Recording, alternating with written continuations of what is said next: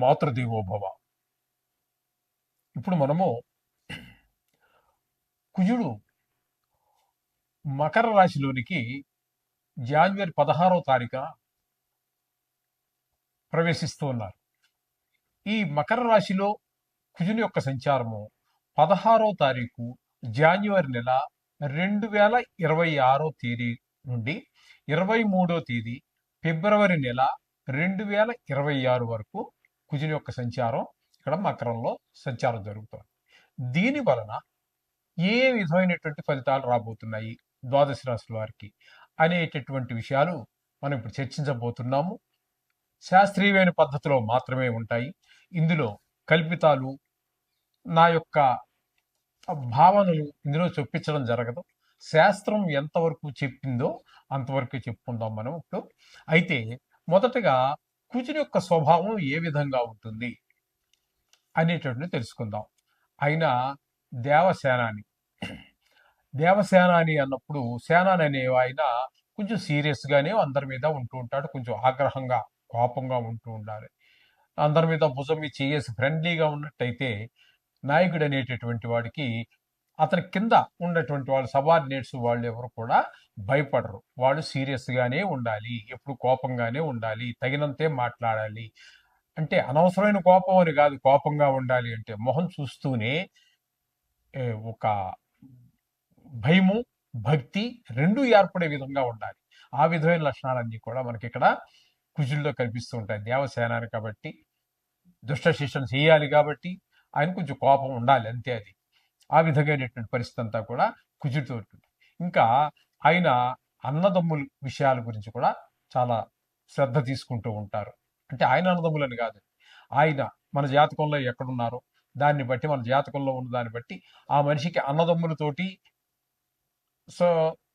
సౌఖ్యంగా, అదే అన్నదమ్ములతో సఖ్యంగా ఉండడం జరుగుతుందా, విరోధంగా ఉండడం జరుగుతుందా అనేది తెలుసుకోవచ్చు. అలాగే భూమికి సంబంధించి, భూమిపుత్రుడు కాబట్టి ఆయన భూమిపుత్రుడు అంటారు కాబట్టి ఆయన అతనికి భూమి అనేటటువంటి ఐశ్వర్యాల్లో అది కూడా ఒకటి. ఆ భూమి, ఇల్లు ఇవన్నీ కూడా ఉంటాయా లేదా అనే విషయాలు కూడా దాని ద్వారా తెలుసుకోవచ్చు. అలాగే యుద్ధం, ఎవరితో మాట్లాడినా చిన్న మాట అవతల మనిషి తప్పుగా మాట్లాడినా వెంటనే కోపం వచ్చేస్తూ ఉంటుంది, యుద్ధానికి సిద్ధపడిపోతూ ఉంటాడు. మామూలు మనుషులతోటే కాదండి, నవగ్రహాల్లో కూడా వేరే, అంటే రవితోటి, గురువుతోటి, ఆయన మిత్రులైన గ్రహాలు అయినటువంటి చంద్రుడితోటి, ఈ గ్రహాలతో వదిలిపెడితే మిగతా వారితో కూడా గ్రహ యుద్ధం చేస్తూ ఉంటాడు. మామూలుగా మన జాతకంలో మనం బాగాలేదనుకోండి, మనం కూడా ఇంచుమించుగా అదే పరిస్థితి ఉంటూ ఉంటుంది అనమాట. ఈ లక్షణాలన్నీ కూడా ఈ కుజుడి యొక్క ప్రభావాన్ని బట్టి అవతల మనుషుల మీద కూడా ప్రభావం పడుతూ ఉంటుంది.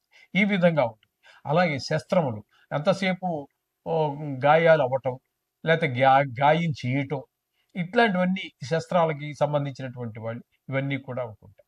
సహజంగానే వీళ్ళకు ఉన్నటువంటి లక్షణాలను బట్టి మనం చూసుకున్నట్టయితే వీరు ఎక్కువగా మిలిటరీలో ఆఫీసర్స్గా, లేకపోతే సైన్యంగా, అట్లు దాన్ని బట్టి వాళ్ళ యొక్క చదువును బట్టి మొత్తం మీద వీళ్ళు రాణించేటటువంటిది ఎక్కువగా మిలిటరీకి సంబంధించి దేశాన్ని కాపాడటం, ఇట్లాంటి వాటిలోనే వారి యొక్క ప్రతిభ బయటపడుతూ ఉంటుంది. వారు ఎక్కువగా మిలిటరీలో కనుక తీసుకున్నట్టయితే, మనం ప్రయత్నం చేసి అక్కడ వాళ్ళ యొక్క జన్మ డేట్ ఆఫ్ బర్త్ అవి తీసుకున్నట్టయితే మనం పరిశీలిస్తే వాళ్ళే 100కి 90 మంది పైన ఈ కుజుని యొక్క ప్రభావంతో ఉన్న వాళ్ళే ఉంటారు అక్కడ మీకు. ఈ విధమైనటువంటి సత్తం కలిగినటువంటి వాడు ఈ కుజుడు.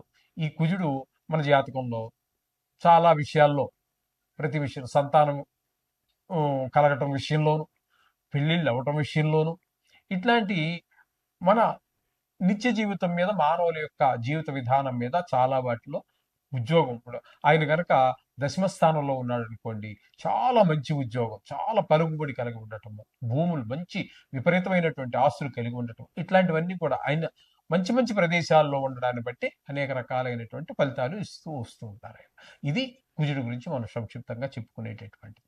ఇప్పుడు మనం చెప్పుకుంటున్నది ఏంటంటే, ఇక్కడ ఆయన స్వభావం కరెక్టే, కానీ ఇక్కడ మనం చెప్పుకోబోయేది గోచార ఫలితాలు. ఆ గోచారంలో ఏ స్థానంలో ఉంటే ఏ ఫలితం అనేటటువంటిది ఇప్పుడు మనం తెలుసుకోబోతున్నాం. మీనరాశి వారికి కుజుని యొక్క సంచారము, మకరంలో సంచారం అంటే ఏకాదశి స్థానం అవుతున్నది. ఆ కాలం ఏంటంటే 16వ తారీఖు జాన్యువరి నెల 2026 నుంచి 23వ తారీఖు ఫిబ్రవరి నెల 2026 వరకు, అంటే సుమారుగా 38 రోజుల పాటు ఇక్కడ కుజుడు ఏకాదశి స్థానంలో సంచారం చేస్తూ ఉన్నారు మీనరాశి వారికి. ఆ ఆ సమయంలో ఆయన ఈ మీనరాశి వారికి ఇచ్చేటటువంటి ఫలితాలు ఏ విధంగా ఉంటాయి అని మనం కనుక తెలుసుకున్నట్టయితే, ఆరోగ్యం అర్ధలాభంచ సంతోషం వస్త్రలాభకృత్ యత్న కార్యానుకూలత్వం ధైర్యమే ధైర్యం ఏకాదశే కుజ. ఏకాదశి అంటే 11వ స్థానంలో కుజుడు కనుక ఉండే కాలంలో ఆరోగ్యం, అర్ధలాభం అంటే ధనలాభము, సంతోషము, కొత్త నూతన వస్త్రాలు కొనుక్కోవడం, ధరించటము, యత్న కార్యానుకూలత్వం, మీరు ఏ పనైనా ప్రారంభిస్తే దాంట్లో మీరు విజయం సాధించడము, ధైర్యం, చేయగలము అనేటువంటి ఒక నమ్మకము, ఇవన్నీ కూడా మీకు ఏర్పడుతూ ఈ ఏర్పాటుని చేస్తూ ఉన్నారు. మీకు ఆ ధైర్యాన్ని అన్ని సమకూరుస్తూ ఉన్నారు కుజుడు. కాబట్టి చాలా మంచి ఈ మీనరాశి వారికి ఏకాదశి స్థానంలో ఉన్నప్పుడు ఫలితాలు ఇస్తూ ఉన్నారు. ప్రముఖంగా చెప్పుకోవాలి అన్నట్టయితే కుజుడు గోచార రీత్యా గోచార రీత్యా కుజుడు 3 రాసులలో మాత్రమే శుభ ఫలితములను ఇస్తాడు. 3 రాసుల్లోనే ఉండేవి 12 రాసులు. ఈ 12 రాసుల్లో 3 రాసుల్లో మాత్రమే ఆయన మంచి ఫలితాలను ఇస్తారు. ఆయన ఎవరెవరికి అన్నట్టయితే మూడవ రాశిలో ఎవరికి ఉన్నారు ఇక్కడ మనం చెప్పుకోవాలంటే, మూడవ రాశిలో అంటే మనకి మూడవ రాశి అన్నట్టయితే వృశ్చిక రాశి వారికి 3వ స్థానం అవుతోంది. కాబట్టి వృశ్చిక రాశి వారికి చాలా మంచి చేస్తారు. అలాగే 11వ స్థానంలో కుజుడు ఉన్నట్టయితే, 11వ రాశి ఎవరికి వచ్చింది మనం చెప్పుకున్న వాటిల్లో మీనరాశికి వచ్చింది.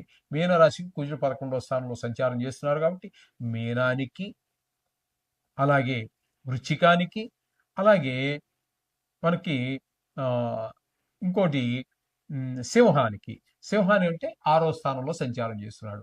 3, 6, 11 రాసులు అంటే వారికి మాత్రము కుజుడు పూర్తి శుభ ఫలితాలన్నీ కూడా అందజేస్తూ ఉన్నాడు.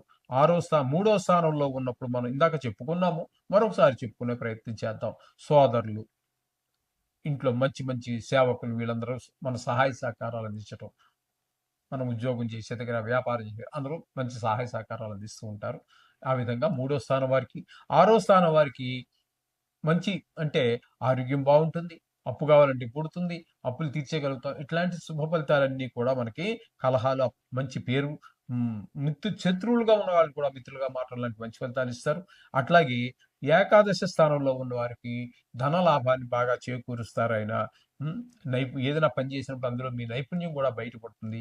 ఈ విధమైనటువంటి 3 రాసులకి మాత్రమే మీకు మంచి ఫలితాలు ఇవ్వబోతున్నారు. అవి ఏంటంటే ఒకసారి మరోసారి చెప్పుకుందాం. సింహరాశి వారికి, అలాగే వృశ్చిక రాశి వారికి, మీనరాశి వారికి 3 రాశులకు మాత్రమే. మిగతా వారన్నిటికీ కూడా ఈయన ఏ విధమైన శుభ ఫలితాలు ఇవ్వజాలరు. కాబట్టి వీరందరూ కూడా రోజు మనం 2-3 సంవత్సరాల నుంచి మనం చెప్పుకుంటూనే ఉన్నాము.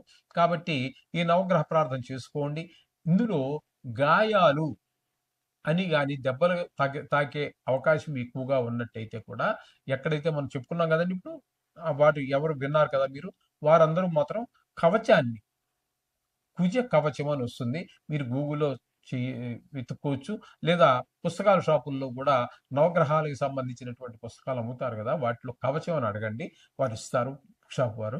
అవి కవచం చదువుకోవడం ద్వారా, కవచం అంటే శరీరాన్ని మనకి గాయాల నుంచి, రోగాల నుంచి, కేవలం గాయాలే కాదండి, రోగాల నుంచి కూడా కాపాడుతూ ఉంటుంది.